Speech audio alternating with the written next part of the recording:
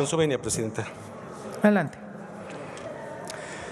¿Qué estamos aprobando? ¿Qué se pretende aprobar el día de hoy? Yo diría tres cosas. La primera, habría que revisar de manera muy reflexiva nuestro artículo 1, párrafo 1, que habla de la generalidad para la protección de los derechos humanos en el país.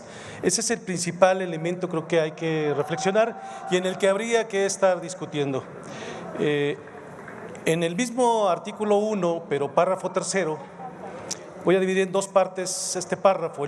La primera parte que habla de la progresividad, y lo voy a decir de esta manera: la Constitución, con la palabra incorporada en este párrafo de progresividad, lo que incorpora y dice es que todo lo bueno que vaya a favor de la protección de los derechos humanos se irá incorporando, es decir, estaremos estableciendo una especie de bolsa que tendrá en automático una protección para que no haya un retroceso.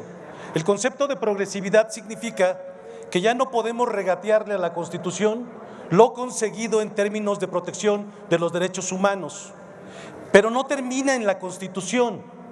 Al ser signatarios de tratados internacionales, nos adherimos a la protección general, porque los derechos humanos son universales.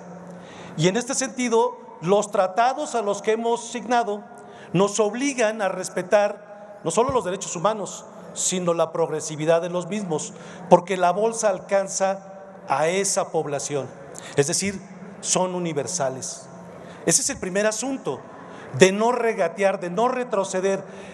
¿Cuál es la parte sensible? Miren, cuando decimos que las acciones colectivas o conjuntas ya no van a poder caminar, al suprimir el carácter general, lo que estamos diciendo también es que las minorías no van a poder establecer acciones conjuntas. Todos nuestros grupos minoritarios van a tener que establecer rutas individuales en la solicitud del amparo. Y esto solo beneficia a aquellos que tienen los recursos para contratar un abogado o un servicio de esta naturaleza. Por lo tanto, la afectación es retroceder de la acción colectiva derivada de una persona que pueda ser la quejosa para beneficio general de todos. Esa es, digamos, la regresión. Y ahí estamos afectando esa parte, en esa palabra, en ese párrafo.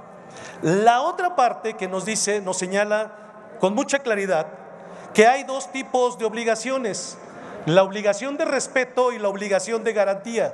La obligación de respeto es la que nosotros signamos en dos acuerdos internacionales que nos tiene muy claros el país. Uno es el que firmamos el 16 de diciembre del 66, que es el Pacto Internacional de Derechos Civiles y Políticos, que nos hace asumir la protección, repito, de esa progresividad al ser signatarios en todo el mundo. Y el segundo documento importante es el de la Convención Americana de los Derechos Humanos, signados en el 69.